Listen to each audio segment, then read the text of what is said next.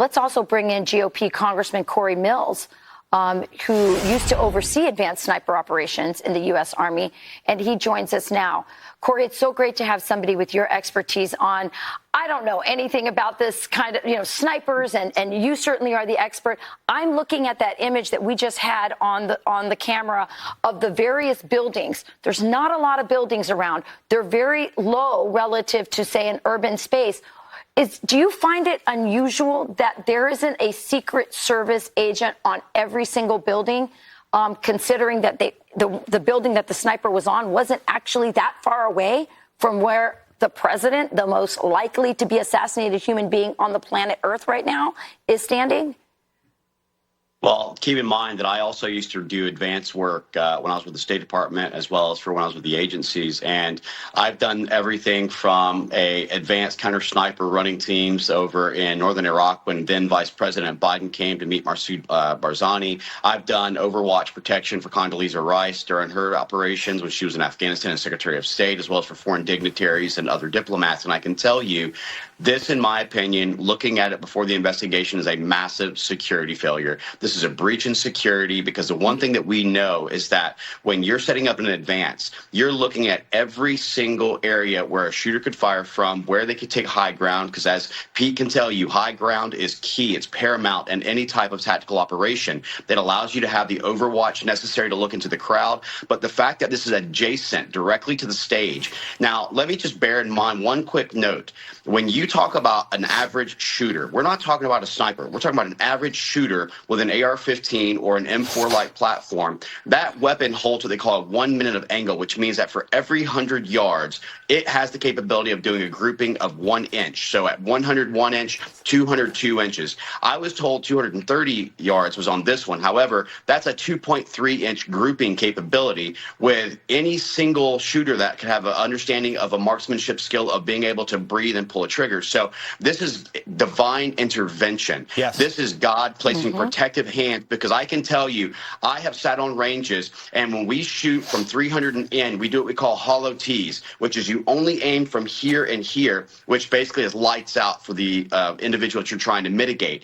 Now you're talking about the average human being is 20 inches shoulder to shoulder, 40 inches head to waist. President Trump's a very big guy. So you're talking about an individual where this is the matter of milliseconds and millimeters to determine whether or not this is an assassination attempt or an assassination. But this is a massive security breach and security failure. Yes. But I will tell you, I talked to Eric Trump last night.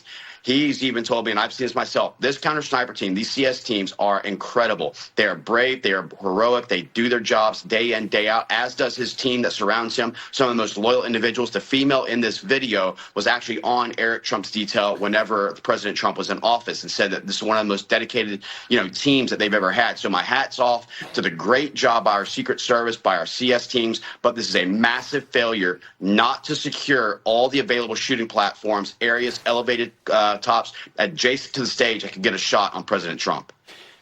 Cory, you're exactly right.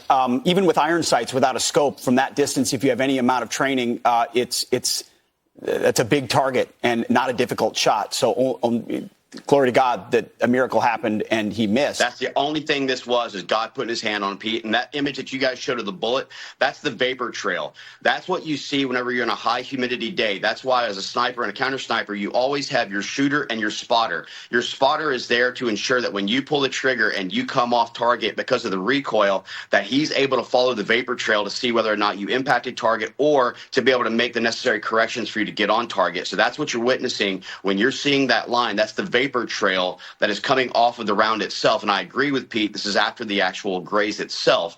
But this, I can't reiterate what a massive security failure at minimum. And I keep hearing about this perimeter.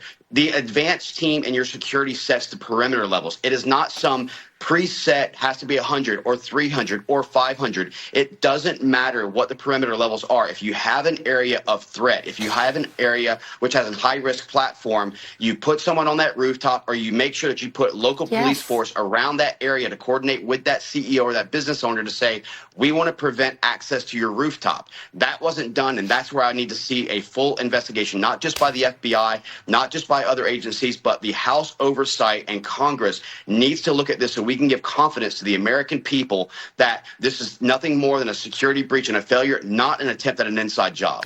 Congressman, 130 yards AR-style rifle, 20-year-old suspect, rooftop, all these details, which are somewhat sparse, admittedly, at this moment. What do they tell you, if anything, about the sophistication of the suspected shooter? Well, clearly he wasn't very sophisticated. If he was a decent shooter, he would have we'd be reporting this much differently right now. I would tell you that 130 yards, I've done this. I'm sure Pete's done this. I can literally look down, not even through a scope, but basic iron sights, close my eyes once I look at target, pull the trigger 3 times. I'm going to hit my target at that distance. It is that easy of a shot. And so this is by miracle. This is by the divine intervention. This is by God's protection. And Rachel's correct. Every time you see so many people placing hands on him, so many people who are praying over him. We know Ephesians 6 when it talks about the armor of God and his response. Let me tell you, President Trump was not fearful. He was pissed off that someone just tried to take his life. He is standing there willing to take that bullet for us as the American people. And we have to recall the fact that when he stood up, he did not stand in fear. He stood to chant, fight, fight, fight, because he's fighting for America. He's fighting for this republic, and he's fighting for every one of us who are sitting here right now talking about this incident. Cory, thank you. Cory, very much. We're getting information in real time. As we speak. Cory, thank you very much. What a great perspective. What an excellent guest. And, sort of refuting so much of what has come out earlier in the show. So it's good to get 2 opinions on it. By the way, I've been on... I kind of trust Cory Mills more than everybody else. I've been on Google Maps here looking at this fairgrounds, which you